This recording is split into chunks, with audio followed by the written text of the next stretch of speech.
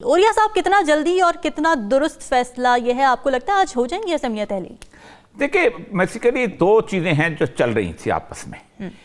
एक तो ये था कि फियर ऑफ द अननोन जो है उससे घबराया जा रहा था पीटीआई के एमपीए को और बाकी लोगों को। अच्छा।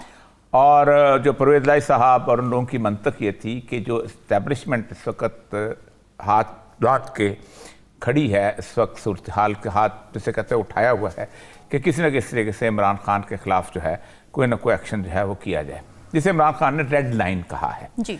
और आपको शायद इसका अंदाज़ा भी है कि इस वक्त पाकिस्तान के अंदर तमाम तर तवानाइयाँ जो हैं वो इमरान खान के ख़िलाफ़ जो है वो मुश्तमिल की जा रही हैं। अब देखें ना, कल के इजलास के अंदर ये बड़ा मैंने हैरान हुआ पहली दफ़ा कि अता तारड़ और राना सनाउल्लाह ये कह रहे थे कि हमने एमपीएस की जियो फेंसिंग करवाई थी और हमें पता चला कि वो लाहौर में नहीं है। आप मुझे ये बताइए, ये पाकिस्तान के अवाम का पैसा जो चोरों की जियो फेंसिंग कराने के लिए होता है, ठीक है, जो कार्स जो स्नैचर्स हैं उनकी जियो फेंसिंग, आप वो फैसिलिटीज इन पे खर्च कर रहे हैं। यानी आप देखें, खुद सोचें कि पाकिस्तान के अंदर सियासत जो है वो किस तरीके पे आ गई है कि वजीर दाखिला को जो इस वक्त 1.5 अरब की गाड़ी जो है इस्लामाबाद में चोरी हुई है, हो चुकी है इस साल में, उसके बारे में उसने कुछ नहीं सोचा। उसने ये सोचा है कि जाओ जियो फेंसिंग करो और पूरी फैसिलिटी जो इस पर लगाओ। तो ये वो इनको डराया जा रहा था इमरान खान साहब के उस सारे पीटीआई के एमपीएस को, और ख़ास तौर पे परवेज लाई और बाकी लोग जो थे वो इमरान खान से कह रहे थे कि कुछ देर और रुक जाएं। अच्छा। उसकी वजह यह है कि आपके खिलाफ जो है केसेस बनाने के लिए पर तोल रहे हैं। बाकी इमरान खान जो था उस फियर को उसको क्रॉस करना चाहता था और मुझे लगता है कि कल रात वो फियर क्रॉस हो चुका है। अच्छा। उसकी दो वजूहत। अवाम तो सच्ची बात यह है कि 10 अप्रैल के बाद से अब इस खौफ से निकल गए हैं कि पाकिस्तान के अंदर कौन है कि जो उनके मुकद्दर से खेलता है और उनके एमएनएस एमबीएस को पकड़ता है, और कौन है जो उनकी मैंडेट को तब्दील करता है। सिचुएशन जो है ना, बुनियादी तौर पर वो थी इन इलेक्टेड रिप्रेजेंटेटिव्स के तौर पे। अच्छा। और ये 1980 ऑनवर्ड बनी थी। फाइलें मुरतब होती थी और उन फाइलों को मुरतब करने के बाद लोगों को ब्लैकमेल किया जाता था कि तुम्हारे खिलाफ ये केस निकल आएगा, तुम्हें हम उसमें पकड़ लेंगे। और अब तो ये आ गया था कि अब तुम्हारी ऑडियो निकाल देंगे, अब तुम्हें वीडियो मिसाल। मैं अपनी जाती मिसाल आपके सामने पेश करता हूं जिससे आपको अंदाजा होगा कि कैसे प्ले किया जाता था और कल रात इस फियर से कैसे निकले। अच्छा। मैं एमडी वासा था मुशर्रफ साहब के आने से कुछ अर्सा पहले, तो हमारे जो वजीर थे बिस्मिल्लाह काकड़ साहब, वो चाहते थे कि कुछ 90 के करीब पोस्टें जो क्रिएट की जाएं और उनकी मर्जी के बंदे रखे जाएं। मैंने उनके ऊपर एक नोट लिखा कि हमारी फाइनेंशियल हेल्थ इस तरह की नहीं है कि हम पैसे बंदे रखें और उनको इस तरह एम्प्लॉय करें, ये गलत बात है। उसके ऊपर चीफ सेक्रेटरी साहब को नोट भेजा। चीफ सेक्रेटरी साहब ने वजीर आला होते थे जान मोहम्मद जमाली, उनको वो नोट भेज दिए। उसके बाद वो नोट मेरे खिलाफ उन्होंने अप्रूव करके 90 पोस्टें क्रिएट की। जैसे ही वो 90 पोस्टें आई, मुझे वासा से शिफ्ट करके ओएसडी बना दिया गया कि तुम जाओ, तुम इस काबिल नहीं कि तुम हमारे मर्जी के बंदे रख सको। अच्छा। मुशर्रफ साहब आए तो केस खुल गया।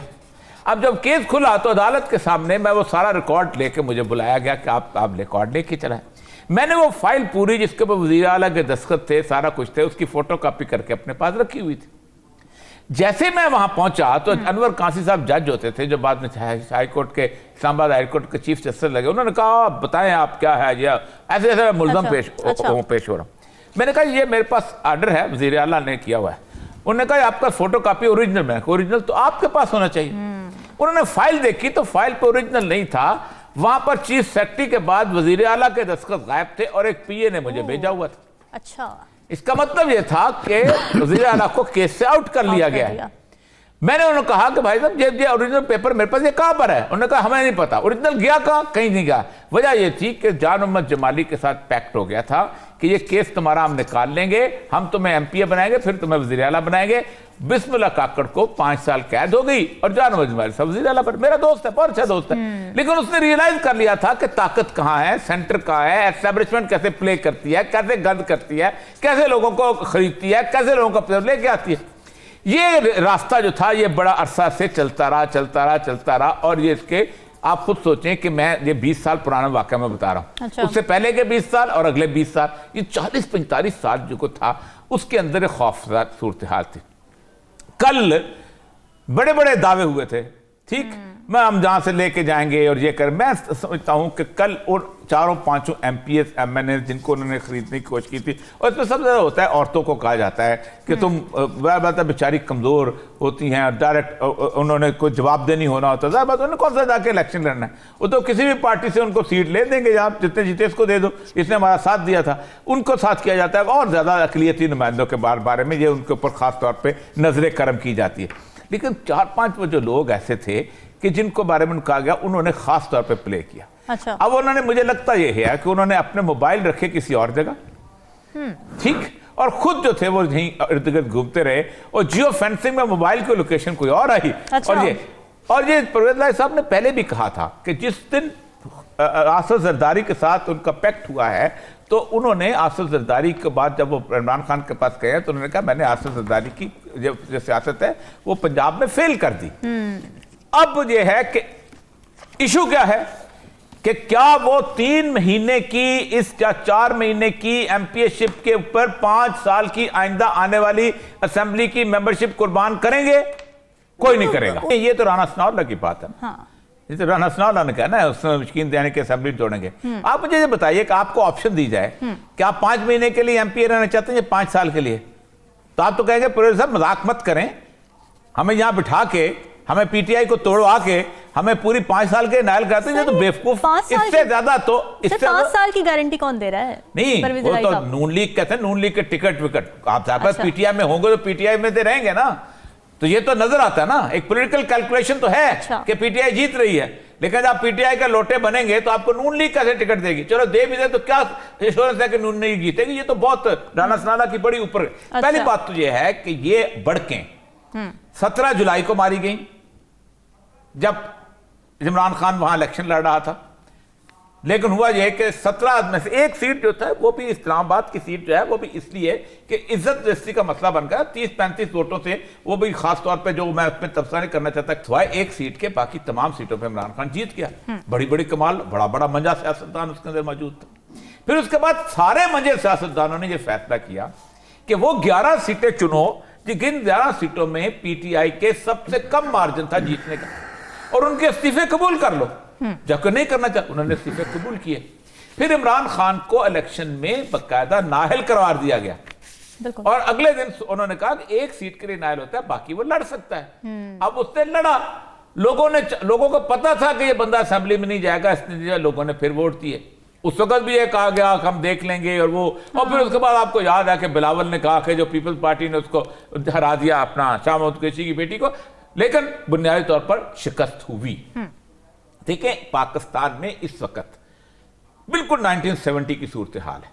एक तरफ जुल्फ़िकार अली भुट्टो था और मुजीब थे, और मजे हुए सियासतदान थे मुकाबले। कौन कौन?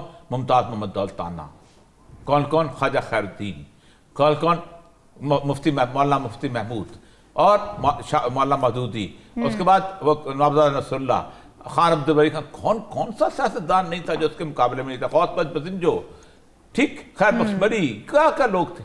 लेकिन होता यह है कि बार दफा जो पब्लिक वेव होती है ना, वो आपको मजबूर कर देती है हर सियासतदान को उसके सामने खड़े हो जाए, और उसके बाद वो फिर नहीं जाए। कल की जो मूव है ना जी, यकीनन लाली साहब की इतला बहुत दुरुस्त होगी। आपको याद होगा कि मैंने यहां तकरीबन आज से 2 महीने पहले कि 1.5 महीना पहले बात की थी कि क्यों दौरा मुलतवी हुआ है मोहम्मद बिन सलमान का, जब वो यहां पर $10 बिलियन की इन्वेस्टमेंट लेके आ रहा था।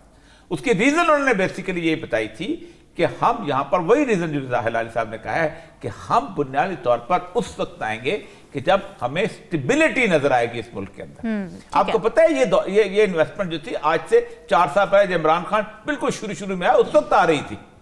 आपको पता है कि कल जो विशाल साहब ने बात की, चाइनीज का जो ज्वाइंट कम्युनिके आया है, जब ये लोग गए हैं वहां पर, ज्वाइंट कम्युनिके में दिया था कि you should ensure the security of our personal. हर बंदा ये चाहता है, कोई बंदा आपका कितना भी यार हो वो नहीं चाहता कि हम यहां पर, तो चाहते हैं। अब ये है, हो सकता है ये भी हो, लेकिन उसके बावजूद भी ये सारे का सारी गेम प्लान जो है, क्योंकि सऊदी अरब का दौरा तो खत्म हुए अरसा हो गया, उससे पहले 2-3 जो 24-25 घंटे जो है ये नहीं गुजरने चाहिए थे।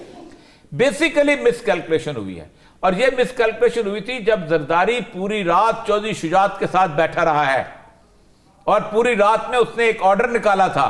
वो ऑर्डर जो था वो बकायदा असेंबली के अंदर पेश हुआ था शुजात की तरफ से। उसकी बुनियाद के ऊपर हमजा को इलेक्शन में किया गया था। फिर कोर्ट में गए और कोर्ट में वो खत्म हुआ। मसला सारा ये है कि अब आपको एक ऐसी सूरत की तरफ निकलना ही है, स्टेबिलिटी। और उसके साथ भी डिस्कस करते हैं कि एमक्यूएम जो है उसने एक धमकी दी है जी जी जी कि अब वक्त आ गया है कि हमें फेडरल गवर्नमेंट से निकल जाना चाहिए। एमक्यूएम निकल गई तो शहबाज शरीफ का महल गिर जाएगा। जब वो गिर जाएगा तो पंजाब के पीके की असेंबली गिर गई तो फिर उसके बाद बलूचिस्तान की असेंबली तो इस वक्त यूं खड़ी है, हाउस ऑफ कार्ड्स की तरह बिखरने वाली है। आज उनकी बातें हो रही थी कि वो नहीं रखता। पीछे सिंध असेंबली को लेके आप करेंगे क्या? और क्या आप समझेंगे कि बाकी पूरे मुल्क में इलेक्शन हो जाएं और सिंध के इलेक्शन उस वक्त हो जब बाकी पूरे मुल्क में पीपल पार्टी के खिलाफ गवर्नमेंट बन चुकी हो, तो जरदारी जीतेगा कहां से? तो रास्ता बनता जा रहा है। हो सकता है आज रात को बन जाए, सुबह बन जाए।